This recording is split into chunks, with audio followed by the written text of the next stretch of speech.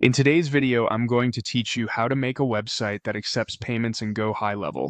By the end, you'll know exactly where to connect your payment processor so your site and funnels can securely take orders without extra plugins or custom code.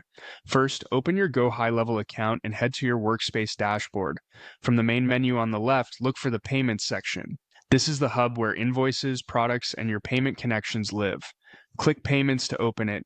Inside Payments, go to the Integrations area. This is where you'll connect the provider that will process your customer transactions.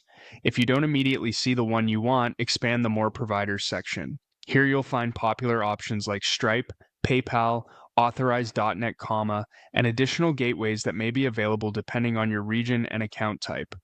Take a moment to choose the provider that best fits your business. Stripe is a great all-round option for credit and debit cards and often supports Apple Pay and Google Pay. PayPal lets customers pay from their balance or linked cards and is familiar to a lot of buyers. Authorize.net is a solid choice if your business already uses it or if you need specific merchant features.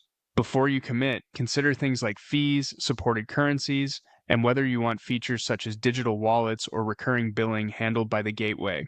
When you're ready, click Connect on the provider you've selected. GoHighLevel will redirect you to that provider's secure authorization page.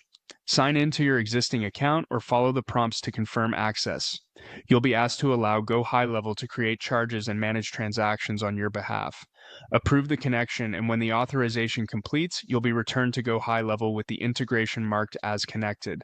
If you plan to accept more than one payment method, repeat the same process for each additional provider.